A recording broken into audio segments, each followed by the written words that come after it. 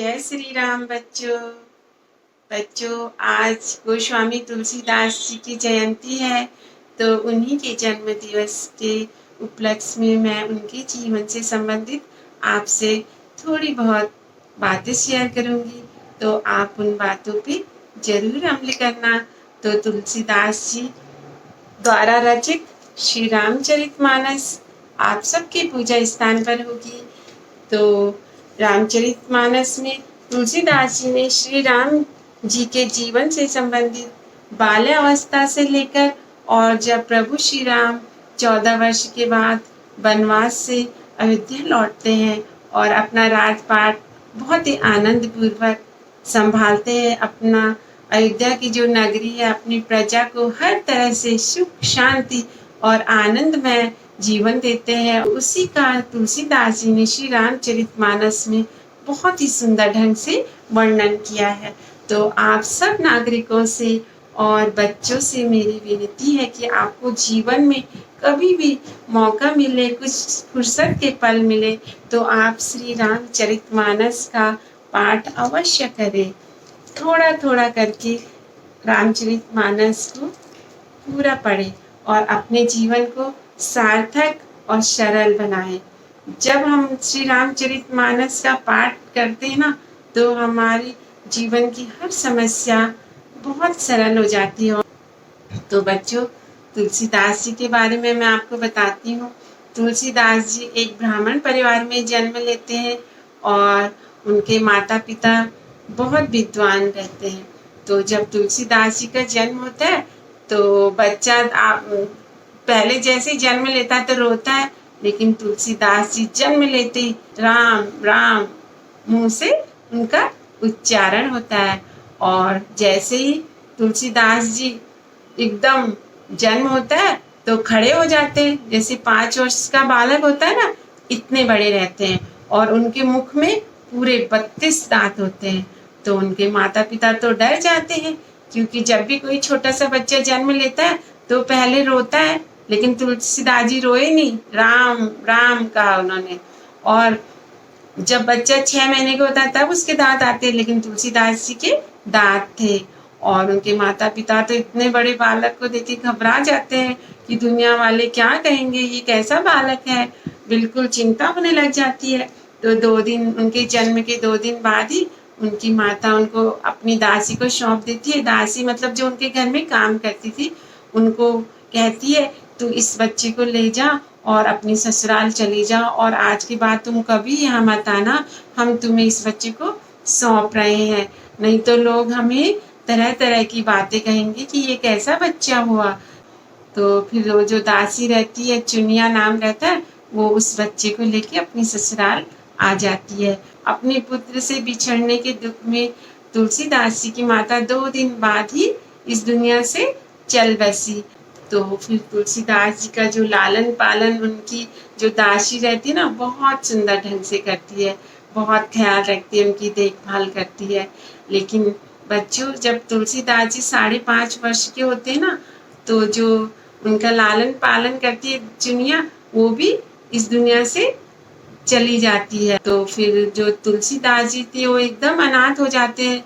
तो बच्चा भूख से तड़प रहा है इधर, तो लोग जो भी देते हैं तुलसीदास जी उसको खा लेते हैं। तो इस तरह से भगवान शंकर और पार्वती माता देख लेते हैं कि ये बच्चा धरती पर कैसे भटक रहा है, भूख से व्याकुल हो रहा है। तो आपने देखा ना, सब लोग कहते हैं कि हम जो भी करते हैं, जहाँ भी जाते हैं, भगवान की नज़र पूरी होती है। जो बच्चा है उस पे भगवान की नज़र पड़ती है। तो माता पार्वती होती है ना, शक्ति की देवी होती है माता पार्वती, तो इस धरती पे प्रकट होती है और एक ब्राह्मणी के रूप में तुलसीदास जी को रोज आकर भोजन कराती है और बहुत लाड प्यार से उनकी देखभाल करती है। फिर कुछ दिनों बाद शंकर भगवान बोलते हैं ऐसे तो चलेगा नहीं, तो तुलसीदास जी पे अपनी कृपा रखते हैं। तो एक दिन क्या होता, उधर से बहुत बड़े महात्मा रहते, नरहरि नंद जी भी कहते हैं उनको, तो उधर से गुजरते हैं तो उनकी दृष्टि उस बालक पे पड़ती है। तो तुलसीदास जी का जो तेज था बहुत तीव्र था, उनकी जो बुद्धि थी, तो हर कोई उनकी तरफ आकर्षित हो जाता था। तो जो महात्मा जा रहे थे श्री नरहरि जी, तो उन्होंने देखा तो उस बालक को अपने साथ ले आते अयोध्या में और उसको सोचते कि अब मैं इसको शिक्षा दूंगा। तो जैसे वो तुलसीदास जी को अयोध्या में लाते, तो इतना छोटा सा बालक, इतना कुछ आता है इसको, तो सब लोग चकित हो जाते, इतना छोटा सा बालक। श्री नरहरि नंद जी थे, उन्हें शिक्षा देते और गुरु दक्षिणा के रूप में उनको क्या राम मंत्र, श्री राम मंत्र देते हैं लोग। और फिर श्री राम जी के भक्त श्री तुलसीदास जी अपने गुरु श्री नरहरि दास जी से शिक्षा ग्रहण करते हैं। तो जो उनके गुरु रहते हैं, तुलसीदास जी की बुद्धिमानी को देख के हमेशा चकित रह जाते थे कि एक बार पढ़ाते थे जो भी चीज एक बार, तो तुलसीदास जी उसको हमेशा के लिए याद कर लेते थे, दोबारा उनको समझाने की जरूरत ही नहीं पड़ती थी, इतने बुद्धिमान थे। तो गुरु ने जब उन्हें पूरी शिक्षा दे ली, फिर तुलसीदास जी सोचते हैं अब मैं अपने गांव जाऊं, एक बार देखूं मेरा गांव भी। हम तो अपने गांव आते, तो उनका घर रहता है जो टूट चुका होता है, माता पिता तो थे नहीं कोई भी वहां पे, तो फिर वो अपने गांव में ही रहने लग जाते और अपने गांव वालों को और जो आसपास के लोग होते हैं उनको राम कथा सुनाने लग जाते हैं। कौन सी राम कथा? जो उनके गुरु उनको आश्रम में सुनाते थे। तो जब से गुरु ने उनको राम कथा सुनाई थी, तभी से उनके आराध्य श्री प्रभु राम उनके मन में हमेशा बसे रहते थे। तो फिर अपने गांव आके भी बस वही करते थे, दिन रात अपने गांव के आसपास में जा जाके राम कथा सुनाते थे। तो एक दिन क्या हुआ, उन्हें भूत दिखा, प्रेत होता है ना, प्रेत दिखा। तो उन प्रेत ने उन्हें हनुमान जी से मिलाया। तो सबको पता है, उन्होंने तो राम कथा सुनी थी कि श्री राम जी के भक्त हनुमान जी। तो उन्होंने हनुमान जी से विनती करी, बहुत प्रार्थना की कि मुझे श्री राम के दर्शन कराओ, मुझे श्री राम के दर्शन करने। तो हनुमान जी ने बोला ठीक है, तुम्हें श्री राम जी के दर्शन होंगे, इसके लिए तुम्हें चित्रकूट के घाट पे जाना पड़ेगा।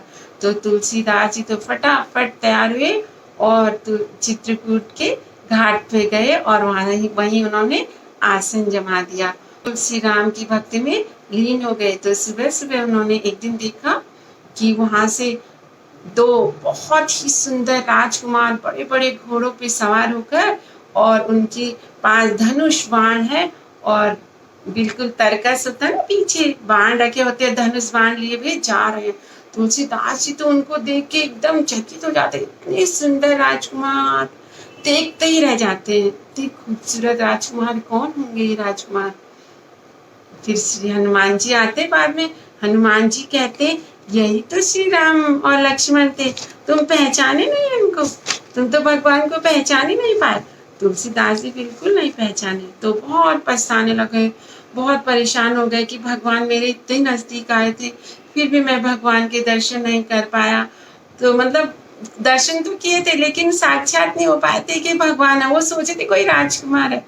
तो हनुमान जी उन्हें दिलासा देते कि तुम चिंता मत करो, कल फिर से आएंगे भगवान, फिर उनके दर्शन कर लेना। तो तुलसीदास जी फिर आसन जमा के वही चित्रकूट के घाट पे भगवान की भक्ति में लीन हो रखे। तब सुबह सुबह तुलसीदास जी के सामने एक नन्हा सा बालक आता है और तुलसीदास जी से कहता है बाबा मुझे चंदन दो। तो तुलसीदास जी चंदन क्या दे, जैसे देखते उसकी तरफ, तो हनुमान जी समझ जाते हैं। अब जब तुलसीदास जी राजकुमारों को भगवान के रूप में नहीं पहचान पाया, तो अब एक छोटे से नन्हे बालक के रूप में कैसे पहचान पाएंगे। तो फिर हनुमान जी क्या करते, तोते के रूप में वहां से, तोता तो आपको पता है ना, बोलता है बहुत सुंदर सुंदर वाणी। तो तोते के रूप में एक दोहा बोलते हैं, चित्रकूट के घाट पर भई संतन की भीड़, तुलसीदास चंदन घिसे तिलक देते रघुवीर। तो जैसे तुलसीदास जी ये हनुमान जी के मुख से तोते के रूप में ये दोहा सुनते हैं, तो तुलसीदास जी तो अपने आराध्य प्रभु श्री राम को बालक स्वरूप में देखते ही रह जाते, देखते ही रह जाते। उन्हें कुछ समझ ही नहीं आता कि बालक मुझसे क्या मांग रहा है, बाबा चंदन दे दो। भगवान को देखकर वो तो बिल्कुल होश गवा बैठते और बस बिल्कुल आंखों में अश्रु की धारा बह रही है और भगवान के दर्शन में बिल्कुल ऐसे मग्न हो गए।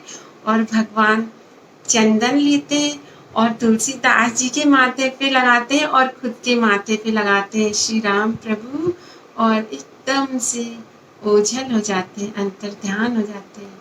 फिर तुलसीदास जी को होश आता है, तो साक्षात मैंने आज प्रभु श्री राम के दर्शन कर लिए। तुलसीदास जी भगवान श्री राम की भक्ति में रात दिन बिल्कुल लीन हो गए, और फिर वो वहाँ से अयोध्या आ गए चित्रकूट से, और वहीं पे उन्होंने श्री रामचरितमानस को रचा, जिसमें उन्होंने भगवान के पूरे जीवन का बहुत ही सुंदर ढंग से क्या किया, वर्णन किया। और इस रामचरितमानस को रचने में तुलसीदास जी को 2 वर्ष 7 महीने और 26 दिन लगे। आपको तुलसीदास जी के बारे में सुनकर कैसे लगा? और आप हर समय सोते जागते अपने मन में हमेशा श्री राम का जाप रखें। भगवान श्री राम हर किसी के कष्ट हरते हैं और हमारे जीवन की हर कठिनाई को बहुत सरलता से दूर करते हैं। तो बच्चों, जय श्री राम।